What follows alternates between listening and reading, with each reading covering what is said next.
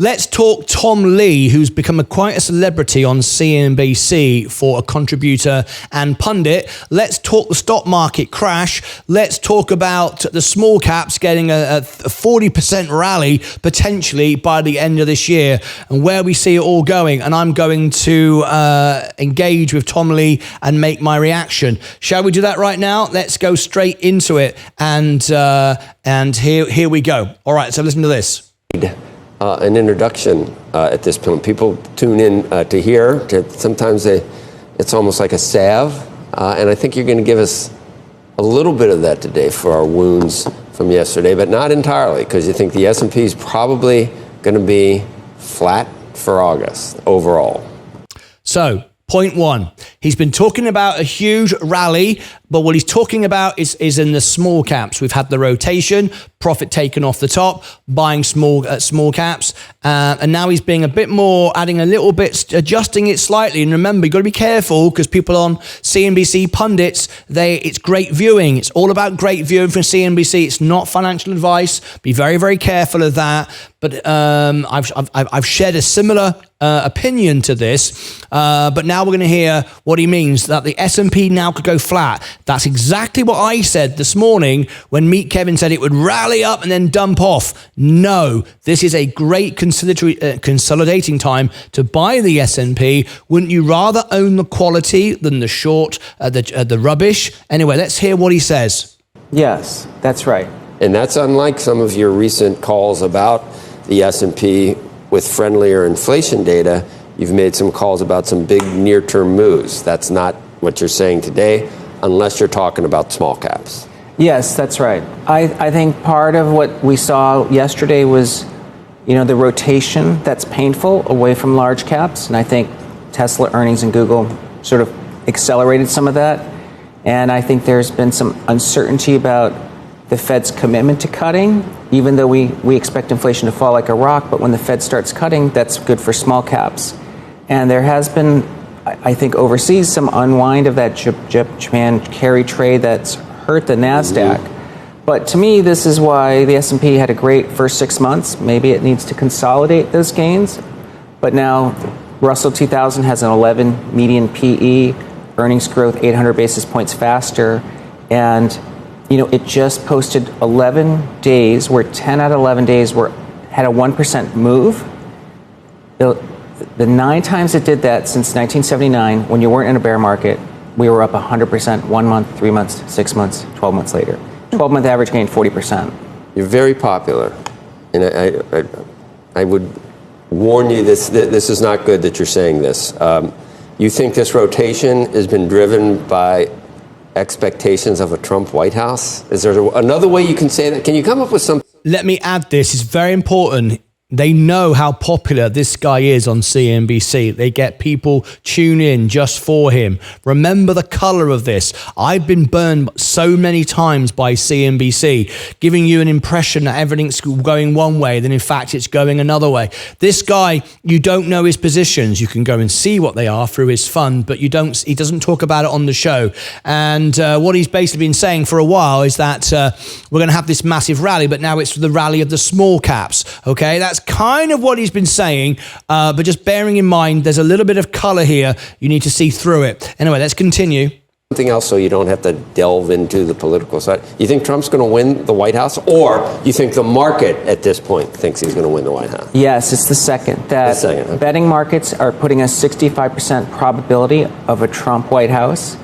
The biggest beneficiary, which is deregulation, M&A, regional banks doing better, that's small cap stocks. Okay, so that's the linkage that you're seeing then. So you really think we've seen a Trump trade, and even after, the betting markets have moved somewhat.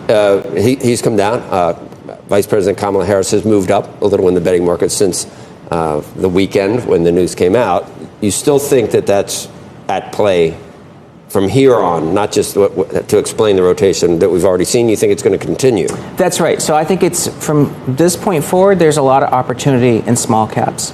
Part of it is that there's a lot of overlap. When the Fed cuts, that's lowering cost of money. That's good for small caps and the regional banks.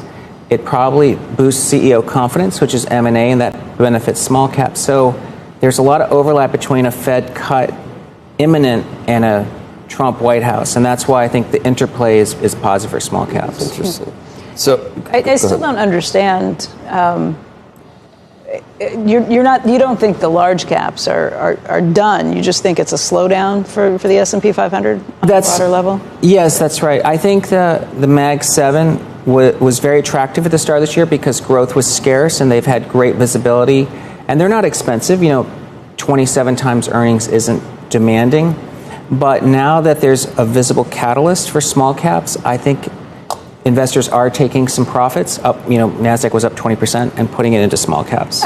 Now, that's a very, very important point you just talked about, and I mentioned it this morning on the show. Google specifically talking about the valuation this morning. Let me just share that on the screen with you. And this is really important because what's happening is a rotation's come out of the mega caps, and it's gone into small caps for now. Remember, cream always rises to the top. You always want to own the best companies, right? Let me share with you. He talked about 27 times earnings. He was referring to Google. Look at Google now. It's 25 times earnings. He just said 27. It wasn't bad. He's right. At 25, it's even cheaper. What's going to happen is all of a sudden these companies, because they will make a lot more money. There's a lot more in this than there are the small caps. And remember, there are no small caps, if you use the classification correctly, in the S&P. So he's talking about the Russell and the individual stocks booming.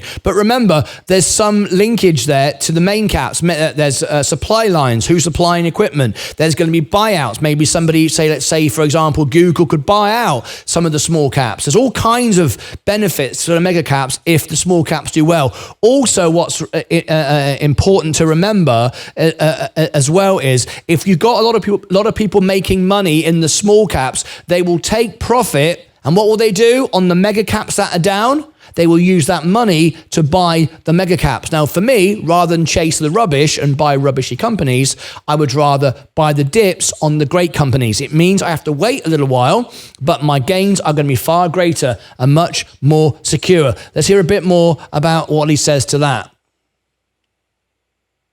We were talking earlier, though, just about the Mag 7 in particular and the spending on the cloud.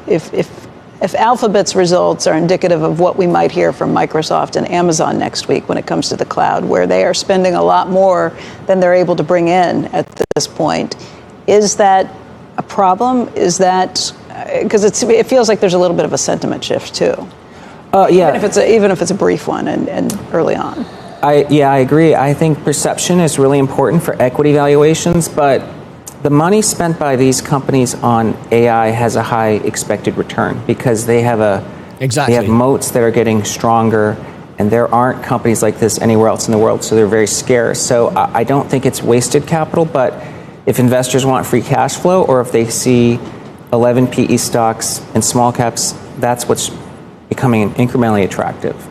So a flat S&P, but a Russell or a small cap gain of 15% in the month. Yes, possibly. That's. Did you hear what he just said there? Flat S&P. This is not what Meet Kevin said. This is what I said. We didn't boom today like Meet Kevin said and a few other people on YouTube. Oh, this massive rally, then it's all going to dump back down again. People, no. We got a very steady rally this morning, not much at all. And it came back down and it's going back up again. It's sitting around this level. For me, this is a consolidation area. This is perfect for building a position, even with margin, because the longer this goes on, all right, we will move towards rate cuts, which doesn't benefit mega caps as much as it does, of course, small caps. But what will happen is people will take profits from the small caps. They'll buy the mega caps. The mega caps will boom again. They're now becoming cheaper. And time is your friend. Patience is your friend. I like this. Consolidating. Well, that's why I'm using margin. That's right. I think for the month of August, small caps can do something more than 15% even because they've underperformed so dramatically. And the type of move we've seen just in the last 2 weeks is something that only happens at the start of a pretty significant advance for small caps. Do you think that the earnings that we see for the big caps, will they continue to confirm your case that maybe could anyone blow their results out of the water and change this for big caps? Yes. And say, wow, we're wrong. Things are still okay. So that it doesn't, because yesterday was 600, whatever it was, 600 plus points. It had a lot to do with earnings. Not completely. It seemed like it was ready to happen anyway. But do you think there will be any surprises that are better than people NVIDIA thought in that group? NVIDIA will I think surprise. so. I mean, at the end of the day, I don't think these companies are not capable of positive surprise. A lot of good news was baked in. You know, the line in the sand ultimately will be NVIDIA when they report, which is really the last one to report. There you go. You know, I think over the next 10 years, the outlook is still really good for all these companies. So I don't think investors should lose faith, but profit taking kind of makes sense. There you go. Now, let's understand a couple of basic principles here. Why did the market sell off in the first place? Yes, great. We're talking about rotation. That's one of the issues, of course. Let me just end that there just a moment. We're talking about rotation and all the rest of it. But at the end of the day, like we've said before, if we ask the question, it's great adding the word AI onto everything. Everyone's buying AI. But there's no returns there yet. It takes time. And people got tired of waiting when they can buy the rubbish and all the low caps, all the small caps, which, you know, there are a lot of rubbish in there. There's some good companies, but those companies are ultimately not that great. Many are going to fail. And basically you just buy it so the price goes up. That's great. Don't get me wrong. Nothing wrong with buying stock and it goes up. I would rather own a business than a stock. And what I mean by that is, if I buy a stock and everyone else buys the stock, it's still the same business. That means it goes up and up and up and up in price because everyone's buying it. And suddenly everyone realizes it's crap, sells it, goes back down again. You've got losses, you've got volatility, you've got drama.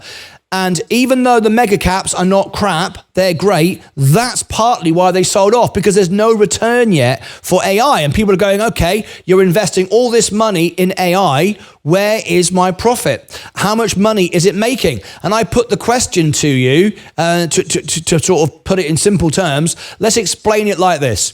ChatGPT. Let's take ChatGPT for an example. Everybody got the app when it first came out. I'm guessing, I might be wrong, this is only a guess, but I'm guessing that most people didn't pay for the premium service. They use the free service. Doesn't make ChatGPT any money, right? I used it. In the end, I got bored of doing it and I stopped using it. So ChatGPT made no money from me. I wasn't prepared to pay for it. There's the problem. If people are investing in AI and it doesn't make any money, just because it's faster or better, who cares? I don't even care about it, right? It's not making any money. The point is, if you buy a crap stock and it goes up in price because everyone buys it, ultimately it's a pile of crap. And at some point it will sell off and it go back down again. Whereas the great companies that have the monopoly and the uniqueness, like he was talking about, the Mag 7, they will always be there. So for me, as an investor who wants $1 million in 9 years from now, I am buying the dips even with margin because rates are going to come down. My margin cost is going to plummet over the next 6 months. I know that, so I'm buying it before everyone else buys it. So what's going to happen now is everyone's buying the rubbish. They've moved out. We know that. We've seen it. It's not just a prediction. It's happening. It's rallying, but you're running around buying rubbish, which ultimately will get overbought and sell off. And then what happens? All the profit goes straight back into the mega caps. And then what happens if NVIDIA does report a great earnings, which I think they will? What happens then? You're chasing the stock. I'm not. I'm already in through the S&P. So what we saw today was exactly what I said. Meet Kevin said everything would go up crazy, then sell off. No, it didn't. It went up a little bit, consolidating, and it's holding some support. And it's just going to bobble up and down while everyone's playing over here, buying the rubbish. And then all of a sudden, they're going to come back. For me, the S&P is even more attractive. And obviously, I feel that way because I'm putting my money where my mouth is. $52,000 of margin. 52,000. We're getting close to double what I paid for my first home like 30 years ago in margin. That's how confident and committed and open and honest with you guys I am being, all right? So that's for me. I am doing that. So Every time it sits back down and drops another couple of percent, I'll buy more until I get to about 50% margin. We're about 59 now. Sorry, not 59, 59 buffer. That's what I meant to say. After that, it would be silly because I couldn't sleep at night. So you can see my buffer there is 58%. So 50% is enough. Only because I want to sleep at night, just in case we get a flash crash throughout the night. It wouldn't even matter if we did. I'd be able to find some money from somewhere. I'd sell a bit of my IRA if I had to do that. But it's not going to happen. The S&P is not going to go down 50%. There's absolutely no way. But I don't want to go, don't want to get greedy and just go further and further and further. I only want to achieve 1 million, not 2, not 10. So that's it. So anyway, there's my information there on Tom Lee. What do you think? I will have to edit that little bit out. Never mind. So there's my information on Tom Lee. What do you think of that? Leave me your thoughts below. Click above my head, down below in the description. Over here and over here, I'll put more information. Are you going to stay invested in the S&P, own great companies and buy the discount? Or are you going to switch and pivot and run around trying to find a cheap rubbishy stock and then flip back out again? Remember, you'll pay 20% tax. So if you do pay 20% tax, you've got to find a 20% discount to pay, or at least that value of the profit you made and the value you paid in tax. You've got to get less in a discount of a stock. Otherwise, you might as well stay where you were. Make sense? Till next time, as always, take care of yourselves and each other.